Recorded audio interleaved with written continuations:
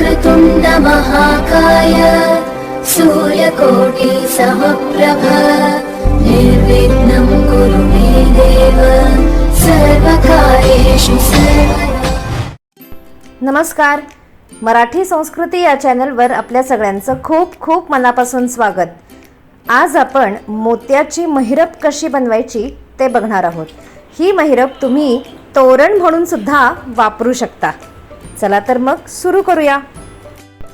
त्यासाठी मी इथे 6 नंबरचे पांढऱ्या रंगाचे मणी घेतलेले आहेत. 6 नंबरचे गुलाबी रंगाचे मणी घेतलेले आहेत. तुम्ही कुठलंही कलर कॉम्बिनेशन इथे वापरू शकता. त्यानंतर नायलॉनचा धागा आणि सुई आहे आणि धागा कट करायला कात्री घेतलेली आहे.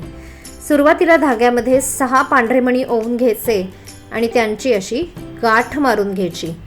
व्यवस्थित 2 ते 3 गाठी मारून घ्यायच्या, म्हणजे ते लूज पडणार नाही.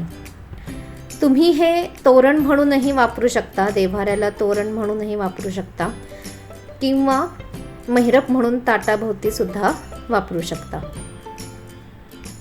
वेगळ्या साईजचं सुद्धा तुम्ही करू शकता. लहान मणी घेतलेत तरी सुद्धा हरकत नाही किंवा मोठ्या साईजचे 8 नंबरचे जरी मणी घेतलेत तरी सुद्धा चालेल.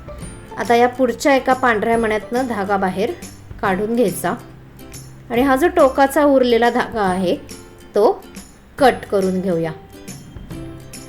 आता आपण धाग्यात 2 पांढरे, 2 गुलाबी आणि 1 पांढरा मणी ओवायचा. ज्यातून धागा बाहेर निघालाय त्याच पांढऱ्या मण्यातनं धागा पुन्हा एकदा बाहेर काढून घ्यायचा. धागा घट्ट ओढून घ्यायचा. त्यानंतर धागा आपण 3 मणी पुढे सरकवणार आहोत. हा पहिला पांढरा मणी, धागा घट्ट ओढून घ्यायचा. मग हा दुसरा पांढरा मणी आणि हा तिसरा गुलाबी मणी, असा आपण धागा पुढे सरकवून घ्यायचा. आता धाग्यात 1 गुलाबी आणि 4 पांढरे मणी ओवून घ्यायचे आहेत. ज्या गुलाबी मण्यातनं धागा बाहेर निघालाय त्याच गुलाबी मण्यातनं धागा खालच्या दिशेने बाहेर काढून घ्यायचा आणि धागा 3 मणी पुढे सरकवायचा. पहिला गुलाबी मणी, दुसरा पांढरा मणी आणि तिसरा पांढरा मणी, अशा 3 मण्यांमधून धागा पुढे सरकवून घ्यायचा. आता इथे पुन्हा आपण 2 पांढरे, 2 गुलाबी, 1 पांढरा असे मणी ओवून घ्यायचे आहेत. या पांढऱ्या मण्यातनं धागा बाहेर काढून घ्यायचा आणि धागा 3 मणी पुढे सरकवायचा. पहिला पांढरा मणी, दुसरा पांढरा मणी आणि तिसरा गुलाबी मणी, असा धागा पुढे सरकवून घ्यायचा. आता आधी जसं आपण केलं होतं तसंच 1 गुलाबी आणि 4 पांढरे मणी ओवून घ्यायचे.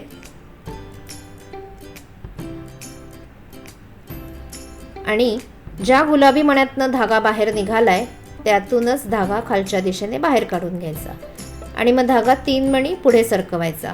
पहिला गुलाबी मणी आणि मग त्याच्या पुढचे 2 पांढरे मणी, यातून धागा बाहेर काढून घ्यायचा.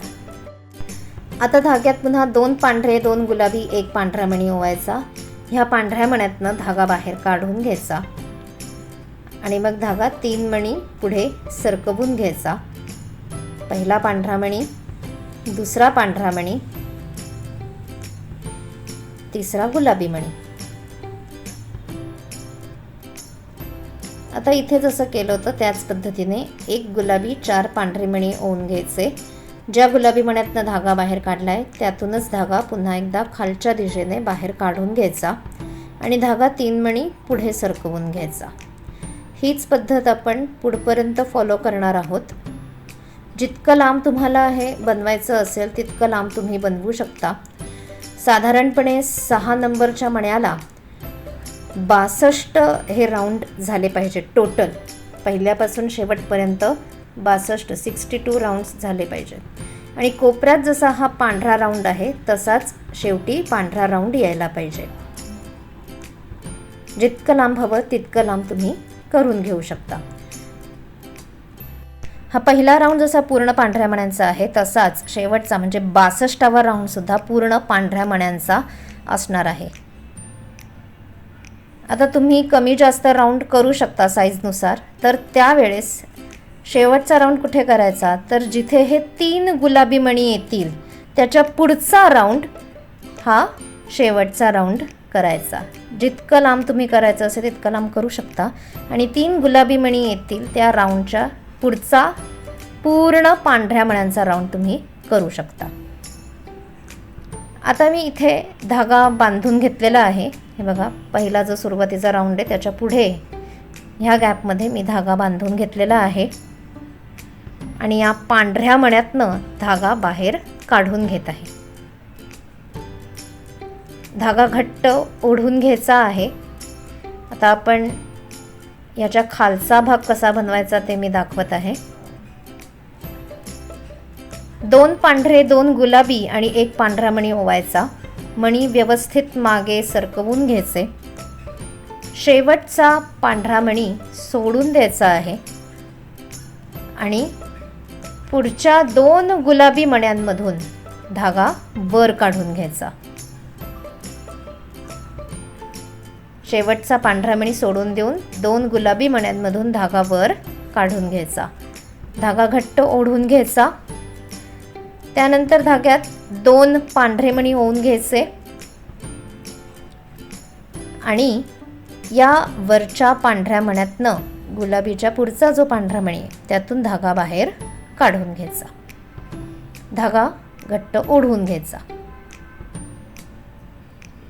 आता आपण धागा पुढे सरकवणार आहोत. पुढच्या पांढऱ्या मण्यातनं धागा बाहेर काढून घ्यायचा.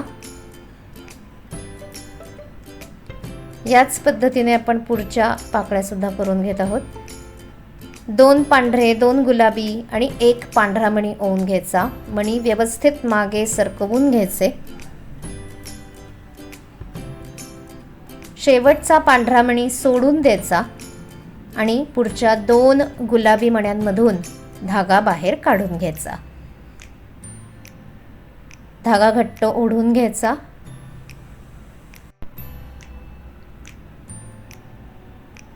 त्यानंतर धाग्यात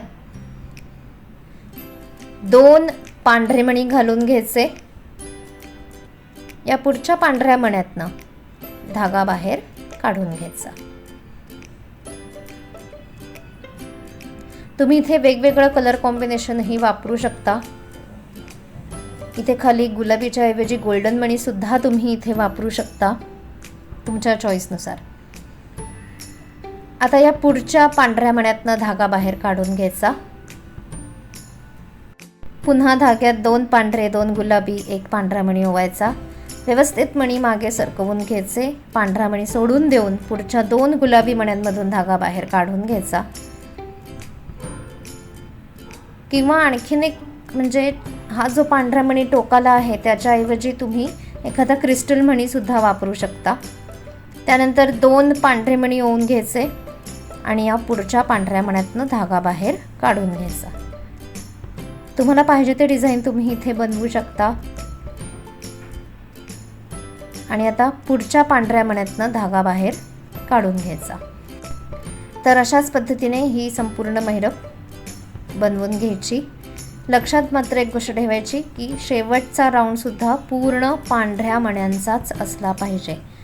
6 नंबरच्या मण्यांमध्ये करणार असाल तर ताटाभोवतीच्या रांगोळीला म्हणून 62 राऊंड करावे लागतील. किंवा मग जिथे 3 गुलाबी मणी आहेत त्याच्या पुढचा राऊंड हा पांढऱ्या मण्यांचा करायचा. तुम्हाला पाहिजे तेवढं लांब करून घेऊन जिथे 3 गुलाबी मणी येतील त्याच्या पुढचा राऊंड शेवटचा जो राऊंड कराल तो संपूर्ण पांढऱ्या मण्यांचा करायचा. 5 पांढरे मणी ओवायचे तिथे, म्हणजे टोटल 6 मण्यांचा तो शेवटचा राऊंड तयार होईल.